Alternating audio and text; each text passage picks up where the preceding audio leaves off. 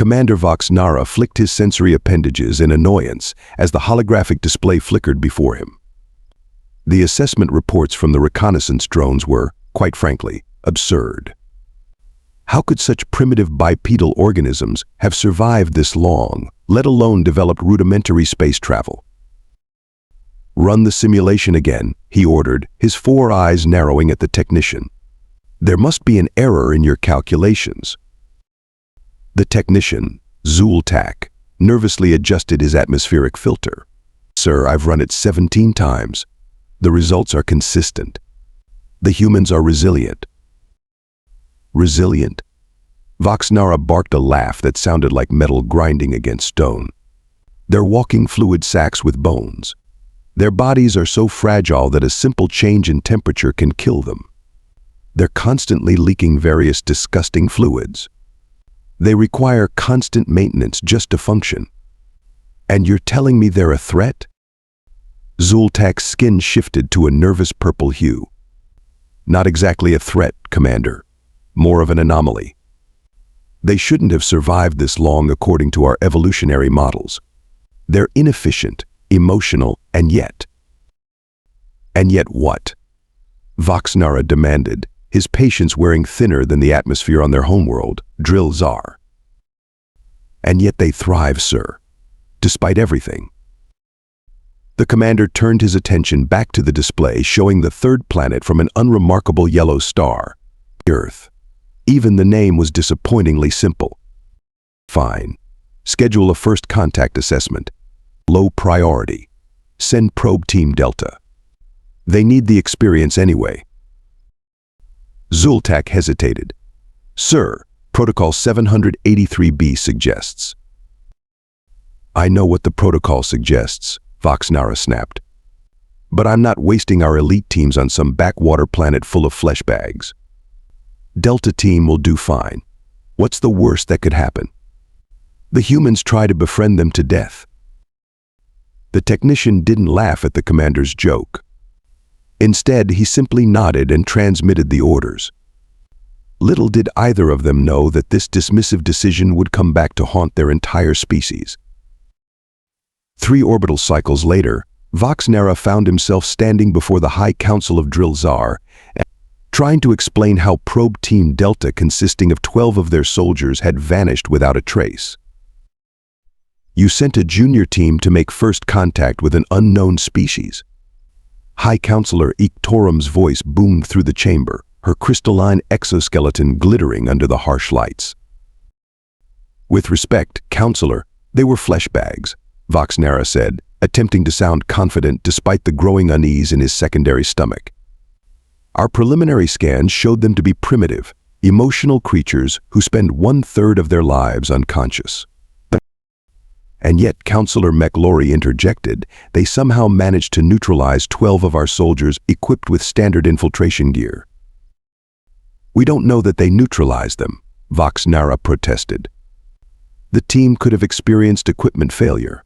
Space is vast and dangerous." "Space is indeed vast, Commander," High Counselor Iktorum agreed, "but our tracking systems are precise. The team made it to Earth's orbit before all communications ceased. Their last transmission indicated they were proceeding with the infiltration protocol." The council chamber fell silent, the gravity of the situation settling on everyone present like a toxic gas cloud. "I propose we send a proper assessment force," Vox'Nara said finally. 3 battlecruisers, full complement of troops. We'll establish a forward base on their moon and properly evaluate these humans." The High Council exchanged glances, their skin colors shifting through various shades of deliberation. "Approved," High Counselor Iktorum declared eventually. "But Commander Vox'Nara, you will personally lead this mission. Your dismissive attitude toward other species has resulted in the loss of 12 Dril'Xarians. You will correct this error, or you will not return." Vox'Nara's skin involuntarily flashed a pale yellow fear before he regained control. "As you command, High Counselor." Captain Mariko Tanaka squinted at the radar screen, her coffee going cold beside her keyboard. Something wasn't right. The objects approaching Earth's orbit were moving too precisely to be asteroids, yet they weren't broadcasting any recognition signals. "Hey, Decker," she called to her colleague across the monitoring station. "You seeing this?"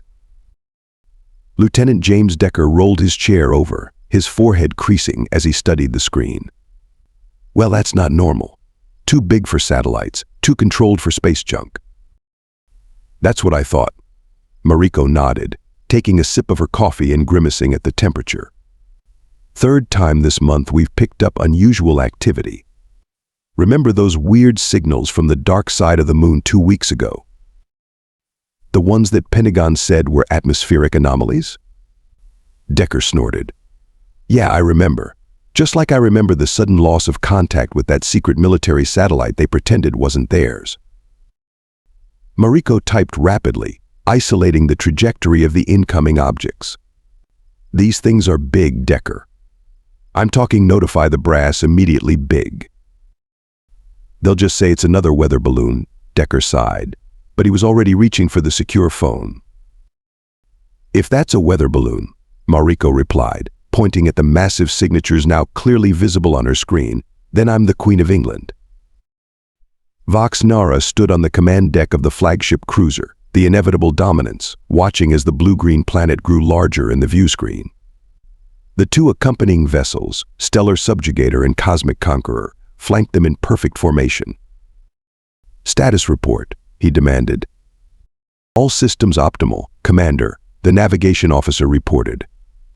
"We've detected primitive surveillance systems tracking our approach, but nothing capable of posing a threat.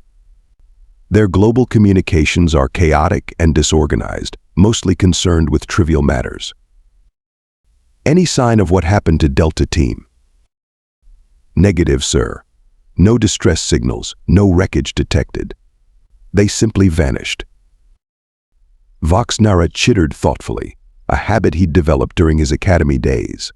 "Establish lunar base as planned. Deploy reconnaissance drones to all major population centers. I want to know everything about these human strengths, weaknesses, societal structures, military capabilities, everything." "Commander," the communications officer interrupted, "we're receiving a transmission from Earth." Vox'Nara's 4 eyes blinked in succession, a sign of surprise among his kind.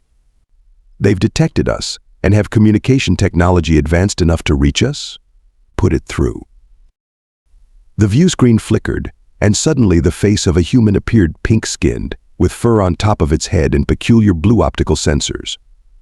It was speaking, its mouth moving to produce sounds that the ship's translation matrix quickly processed. "This is General Benjamin Foster of the United Earth Defense Force. Unidentified vessels, you have entered Earth's orbital space without authorization. Identify yourselves and state your purpose immediately, or we will be forced to consider your presence an act of aggression." For several moments, Vox'Nara was too stunned to respond. United Earth Defense Force. Their intelligence had indicated the planet was divided into nearly 200 separate governmental entities, constantly bickering among themselves. "Respond as follows," he finally instructed the communications officer. "This is Commander Vox'Nara of the Dril'Xarian Exploration Fleet. We come to assess your world for potential cultural exchange." The human's expression remained unchanged, but Vox'Nara noticed a subtle tension in its facial muscles. "Commander Vox'Nara, we have no record of previous communication with your species. Why did you not announce your approach through established interstellar protocols?" Another surprise. These flesh bags had established interstellar protocols. The commander's confidence wavered slightly. "We were unaware of your protocols," Vox'Nara replied carefully. "Our initial reconnaissance suggested your species had only recently achieved rudimentary space travel." The human General Foster maintained an unnervingly steady gaze. "I see. In that case, I extend an invitation for a diplomatic meeting. We can arrange for your shuttle to land at our international facility in Geneva. A small delegation only, please. For security purposes."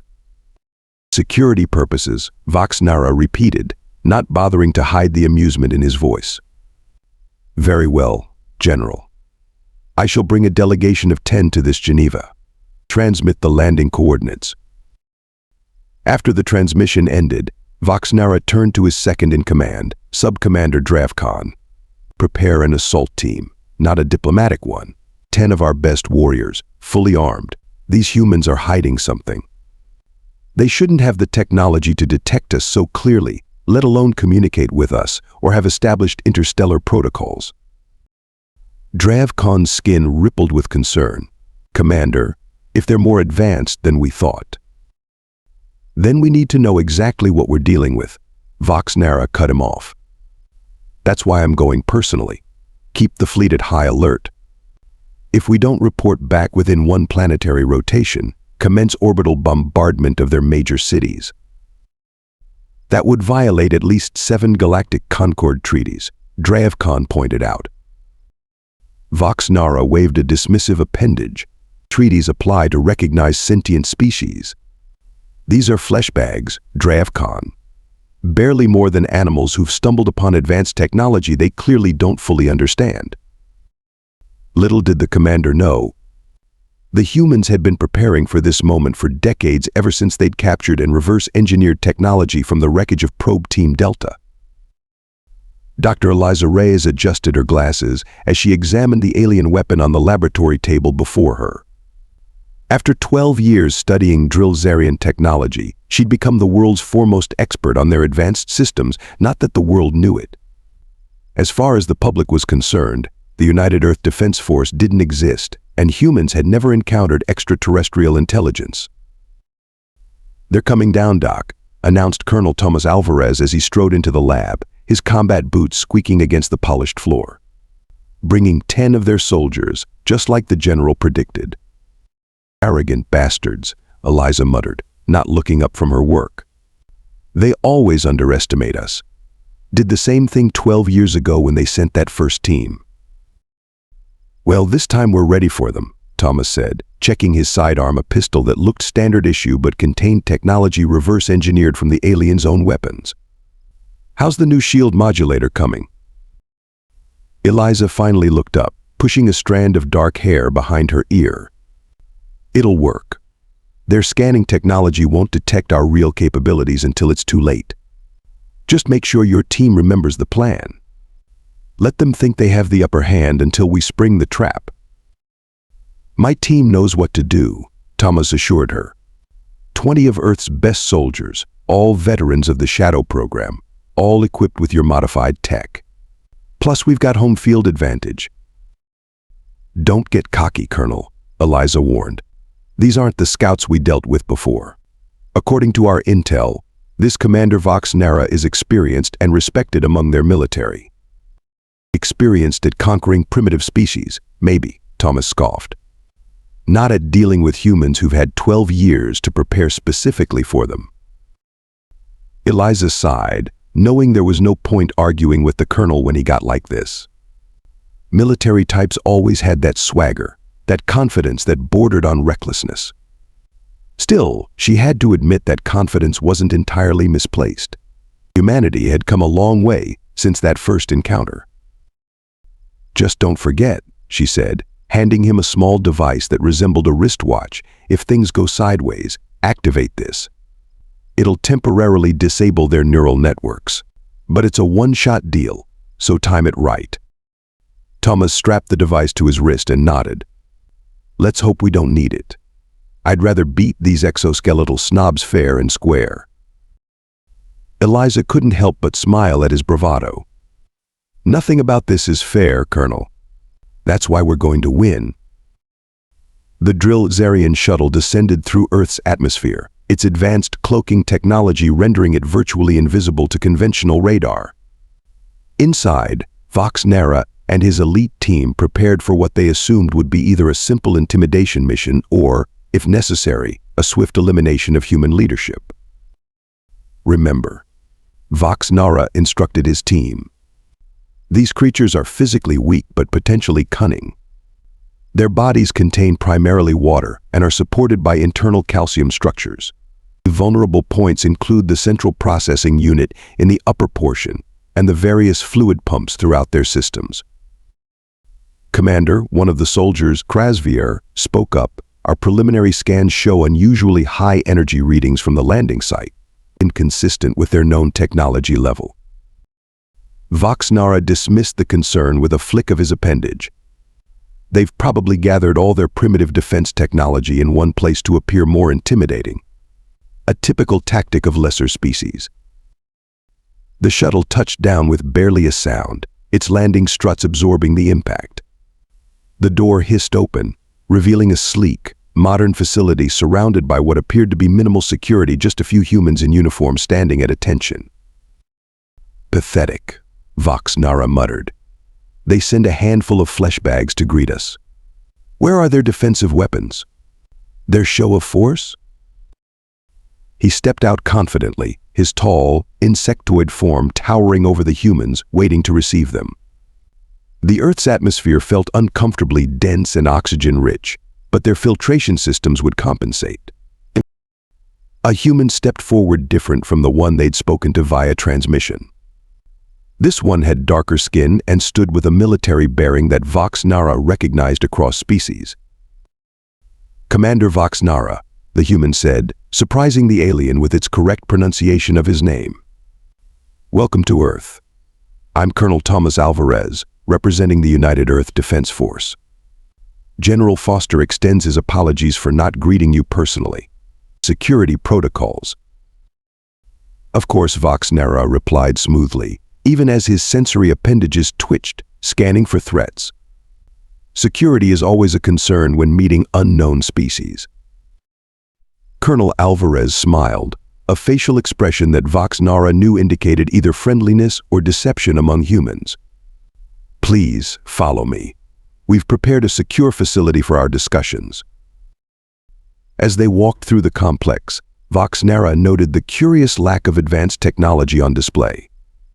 Everything seemed remarkably basic, simple computer terminals, conventional-looking security systems, and nothing that would suggest a civilization capable of detecting their approach or establishing communication so easily. Your facility seems quaint, Vox'Nara commented, unable to keep a hint of condescension from his voice. We're a practical species, Commander, Alvarez replied without breaking stride. We focus our resources where they're needed most. They entered a large conference room with a round table at its center. Several more humans were already seated, including one female with visual enhancement devices on her face who was studying a data tablet intently. Please make yourselves comfortable, Alvarez gestured to the chairs, which looked ridiculously small for the Dril'Xarians' larger frames. Vox'Nara remained standing, as did his soldiers. We prefer to stand. Now, let us dispense with these pretenses. We both know this isn't a diplomatic meeting. The human female looked up, her expression unreadable. Oh? And what kind of meeting would you call it, Commander? An assessment, Vox'Nara stated bluntly. We are evaluating your species for potential integration into the galactic community. Integration, she repeated, exchanging a glance with Colonel Alvarez. An interesting choice of words. I'm Dr. Eliza Reyes, xenobiologist. And I'm curious what happened to the last Dril'Xarians who visited our planet. The conference room fell into absolute silence, broken only by the faint hum of the ventilation system. Vox'Nara's compound eyes fixed on Dr. Reyes, his mandibles clicking together in what passed for amusement among his kind. You know of our species, he stated rather than asked. Interesting. And you know about the previous visitors? Not visitors, Colonel Alvarez corrected, his hand casually resting near his sidearm. Invaders. There's a difference. Vox'Nara's exoskeleton shifted slightly, plates sliding over each other as he reassessed the situation. These humans weren't acting like the primitive, fearful creatures his intelligence reports had described. They were confident, too confident. What happened to Probe Team Delta? He demanded. Dr. Reyes placed her tablet on the table, displaying images that made Vox'Nara's secondary heart stutter. The unmistakable armor of Dril'Xarian soldiers, disassembled and analyzed in clinical detail. They made the same mistake you're making, Commander, she said coolly. They underestimated us. Thought we were just flesh bags who would cower or be easily subjugated. Their technology was impressive, but their tactics were predictable. You captured them? Vox'Nara hissed, his skin flashing deep red with rage. Primitive beings like you couldn't possibly. Oh, but we could, Alvarez interrupted. And we did. 12 Dril'Xarians, all taken alive initially. Though I regret to inform you that only 7 survived the extensive research process. Vox'Nara's warriors shifted into defensive positions, their weapons humming to life. This is an outrage, a violation of galactic law. Dr. Reyes laughed, the sound oddly melodic against the tension in the room. Galactic law. The same law you were planning to ignore when you decided to assess our planet for integration. Please, Commander. We've spent 12 years studying your language, your technology, your biology. We know exactly what integration means in Dril'Xarian culture. Vox'Nara's mind raced. How had these humans captured elite Dril'Xarian soldiers? How had they learned their language and technology so quickly? And more importantly, why had they been allowed to land so easily if the humans knew who they were? The answer hit him like a plasma burst. This is a trap. Smart bug, Colonel Alvarez nodded appreciatively. Yes, Commander. This is indeed a trap. But not just for you and your landing party, for your entire fleet. With a casual motion, he tapped his wrist device. Suddenly, the walls of the conference room shimmered and disappeared, revealing they were actually in a massive hangar filled with hundreds of heavily armed human soldiers and most shockingly vehicles and weapons that were unmistakably based on Dril'Xarian technology. You see, Commander, Dr. Reyes explained, standing up calmly despite the weapons now pointed at her, while you were busy looking down on us as primitive flesh bags. We were learning, adapting, improving. It's what humans do best. Your ships in orbit, Alvarez continued, are currently being targeted by 47 ground-based ion cannons reverse-engineered from your own technology, of course, with some human innovations thrown in.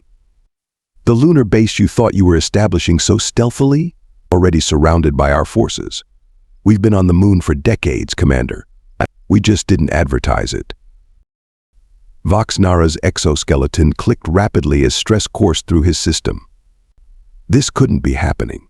These were supposed to be primitive beings barely out of their atmospheric cradles.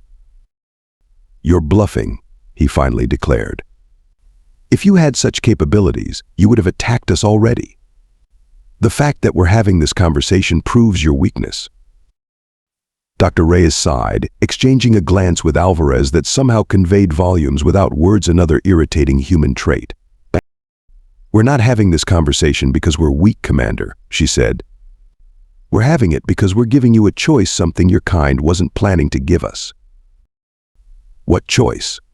Vox'Nara demanded, his soldiers tensing around him. Survival, Alvarez stated simply. You can leave our solar system, never return, and inform the Dril'Xarian High Council that Earth is off limits. Or we demonstrate exactly what we've learned from your technology, Dr. Reyes finished. Trust me when I say, we're quick studies. Vox'Nara chittered in derision. You expect me to believe that in 12 years, you've mastered technology it took our civilization millennia to develop. Even with examples to study, your primitive brains couldn't possibly. His words were cut short as the floor beneath them shuddered. The massive view screen on the wall activated, showing a real-time image of the Cosmic Conqueror, one of his support vessels, exploding in orbit, fragmenting into burning debris. That, Alvarez explained calmly, was one low-powered shot from a single lunar cannon. A warning, if you will. Vox'Nara stared in disbelief. An entire Dril'Xarian battlecruiser, destroyed in seconds. Impossible, he whispered. No, Commander, just human ingenuity, Dr. Reyes corrected. You see, we don't have millennia to develop technologies. We adapt, we improvise, we overcome. It's how we survived on a planet that tried to kill us in 1,000 different ways every day. It's why we're still here, despite diseases, predators, natural disasters, and our own violent tendencies. While your species evolved perfect biological systems and developed technology at a careful, measured pace. Alvarez added, we had to get creative just to stay alive. We're not perfect. We're messy, emotional, and sometimes irrational. But we're survivors, Commander, and we learned very, very quickly. Vox'Nara's mind raced through his options. His remaining ships could still bombard the planet from orbit. But if these humans truly had weapons capable of destroying a Dril'Xarian battlecruiser with one shot, such an attack would be suicide. What are your terms? He finally asked, his voice tight with suppressed rage. Dr. Reyes smiled. Simple. You and your surviving ships will leave our solar system immediately. You'll report to your High Council that Earth is to be designated a quarantined world too dangerous to approach. No further reconnaissance, no cultural exchange, no contact whatsoever. And if I refuse, then none of you will return home, Alvarez said matter-of-factly. And when your High Council sends another fleet to investigate, we'll be even better prepared. The implications were clear. The humans weren't just threatening him and his current forces, they were threatening the entire Dril'Xarian species with technological advancement that shouldn't be possible for beings at their evolutionary stage. How do I know you won't follow us home? Vox'Nara demanded. If you've mastered our propulsion systems, we have no interest in conquering other worlds, Commander Dr. Reyes interrupted. We just want to be left alone to develop at our own pace. Consider us isolationists. For now, Alvarez added with a smile that showed too many teeth. Back aboard the inevitable dominance, Vox'Nara paced the command deck, his exoskeleton clicking with each agitated step. Sub-Commander Dril'Xarian watched nervously as the commander's skin cycled through colors indicating rage, humiliation, and fear. They destroyed the cosmic conqueror with a single shot, Vox'Nara repeated for perhaps the 10th time. A single shot, Dril'Xarian. The technology required for such a weapon, Dril'Xarian's voice trailed off. Is ours. Vox'Nara snarled. Somehow these fluid-filled abominations took our technology, improved it, and turned it against us in just 12 pathetic rotations of their planet. The bridge crew worked in tense silence, preparing for the jump to hyperspace that would take them away from this disaster of a mission. No one dared speak as the commander continued his tirade. And that patronizing female with the visual augmentation devices. Did you see how she looked at me? Like I was some larval form, barely worthy of scientific interest. Commander Dril'Xarian ventured cautiously. The hyperspace engines are ready. Should we not depart before the humans change their minds about letting us leave? Vox'Nara stopped pacing, his four eyes narrowing as he stared at the blue-green planet on the viewscreen. They won't change their minds. They're too confident, too secure in their victory. With respect, sir, perhaps they have reason to be. The commander whirled on his subordinate, mandibles clicking furiously. You think I should just accept defeat? That I should report to the High Council that a species of bipedal water sacks has bested the mighty Dril'Xarian Empire? That I lost a battlecruiser and was sent running with my appendages between my thorax segments? I think, Dril'Xarian said carefully, that we need to survive to report anything at all. Vox'Nara's rage ebbed slightly as the cold logic of the statement sank in. His second-in-command was right. They needed to survive this humiliation if they were to have any hope of eventual vengeance. Set course for home, he ordered grudgingly. But mark my words, we will return. Not now, not soon, but eventually. And when we do, these humans will learn what it truly means to face the wrath of. Commander. The sensor officer interrupted, voice pitched high with alarm. Multiple energy signatures rising from Earth's surface. They're targeting us. What? Vox'Nara rushed to the console, But we agreed to their terms. We're leaving as demanded. Incoming transmission, the communications officer announced. The view screen shifted to show Colonel Alvarez, his expression grave. Commander Vox'Nara, our sensors detect your ship-powering weapons systems. This violates our agreement. We've done no such thing. Vox'Nara protested. Our systems are configured only for departure. Alvarez's face remained impassive. Our readings indicate otherwise.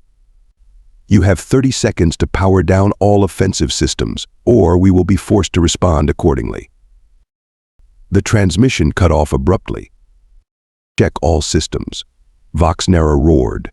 Find whatever they're detecting and shut it down. The crew scrambled to comply, frantically scanning their own ship. Dravkhan suddenly froze at his console, antenna quivering. Commander, he said slowly, they're right. Our main cannons are indeed cycling power, but I didn't authorize this.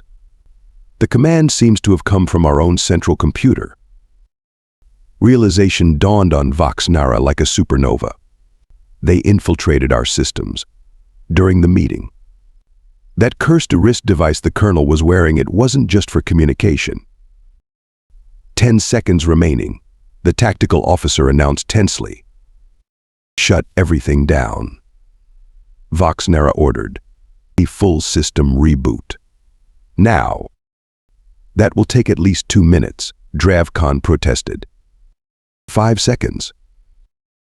Vox'Nara stared at the view screen, at the beautiful blue planet that had just outwitted the most advanced civilization in this sector of the galaxy.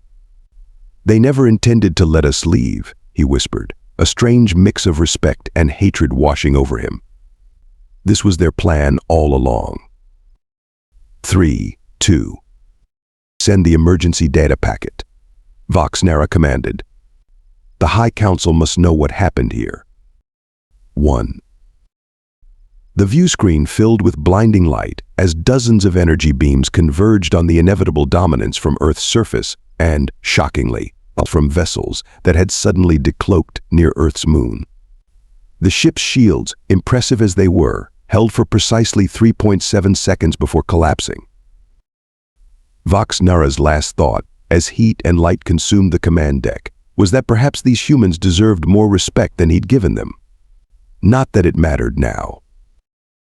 In the Geneva Command Center, Dr. Eliza Reyes watched the explosion with mixed emotions.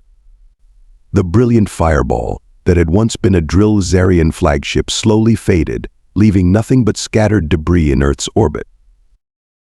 Was that really necessary? She asked quietly, removing her glasses to rub her tired eyes. Colonel Alvarez stood beside her, his face illuminated by the tactical display. You know it was, Doctor. They were never going to leave us alone. Their emergency transmission confirmed it. They were already planning their return with a larger force. I know, she sighed.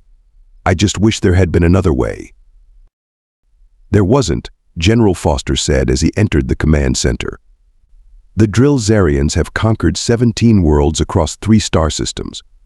They don't negotiate, they don't compromise. They subjugate or eliminate. If we had let them leave, they would have returned with an armada. Eliza nodded reluctantly. The recovered data from the original Dril'Xarian scouts had painted a clear picture of their civilization, technologically advanced but culturally stagnant, convinced of their superiority over all other life forms. Diplomacy was never a realistic option. What do we do now? She asked. Their High Council will eventually send another expedition when this one doesn't return. By then, General Foster said with quiet confidence, we'll be ready. The reverse-engineered hyperspace engines are already in final testing. Within 5 years, we'll have a fleet of our own. Within 10, we'll have outposts beyond our solar system.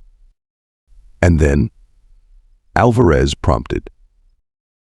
Then we do what humans have always done, Foster replied. We adapt, we explore, we survive. Eliza turned back to the view screen, watching as Earth's automated cleanup vessels began collecting the debris of the Dril'Xarian ships. The aliens had called humans flesh bags fragile, leaking, inefficient.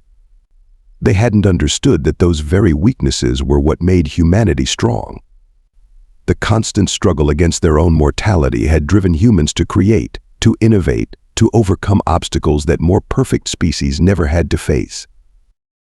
They called us flesh bags, she murmured, a small smile playing on her lips despite the gravity of the situation. Now they're bags of ash. Oh, poetic, Alvarez commented, but true. And a lesson for any other species thinking of messing with Earth. General Foster nodded grimly. A lesson indeed. Humanity isn't defenseless, and we're certainly not primitive. We're survivors. We've survived each other for thousands of years. Surviving alien invaders is just the next challenge. As the command center returned to normal operations, Eliza couldn't help but wonder what other civilizations might be out there among the stars. Would they all view humans as the Dril'Xarians had as primitive curiosities, barely worth serious consideration? Or would they recognize the unique strength that came from humanity's messy, emotional, seemingly inefficient nature? Either way, Earth was now on an irreversible path. They had the technology, they had the motivation, and soon they would have the means to take their place among the stars. Not as conquerors like the Dril'Xarians, but as explorers, as survivors. And if any other species made the mistake of dismissing humans as mere flesh bags, well, the scattered atoms of the once mighty Dril'Xarian fleet served as a stark reminder of how dangerous such assumptions could be. In the vast emptiness of space, the emergency data packet from the inevitable dominant streaked toward the Dril'Xarian homeworld, carrying its warning about the deceptively powerful species on the third planet of an unremarkable yellow star. A species that shouldn't be underestimated. A species that shouldn't be threatened. A species that had turned the mighty Dril'Xarians into nothing more than cosmic dust. 12 light-years away, High Counselor Iktorum reviewed the fragmentary data with growing concern.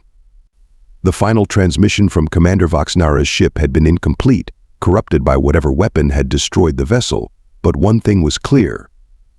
The humans were not the primitive flesh bags they had been assumed to be. They defeated 3 of our battlecruisers, she said to the assembled council. With weapons based on our own technology, modified and improved in ways our engineers are still trying to comprehend. Impossible, Counselor McLaurie protested. No species could advance so quickly. And yet, Ektorum countered, the evidence is before us. These humans are different, adaptable in ways we cannot predict. The council chamber fell silent as the implications sank in. For millennia, the Dril'Xarian Empire had expanded steadily, secure in its technological and biological superiority. Never had they encountered a species that could not only resist them but decisively defeat them. What do you propose?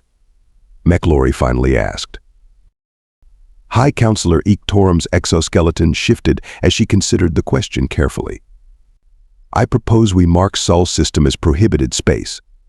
No further expeditions, no contact attempts. We watch from a distance and prepare. Because if these humans ever decide to leave their world in significant numbers. She didn't need to finish the thought. The fragments of data from Vox'Nara's final transmission painted a clear picture. A species that had gone from primitive space exploration to destroying advanced battlecruisers in just 12 years was not a species to be trifled with. The Dril'Xarian Empire had encountered many civilizations throughout its long history, but never before had they encountered one that turned their contemptuous label flesh bags into an epitaph for their own forces, bags of ash, scattered across the vacuum of space. It was a lesson the Empire would not soon forget.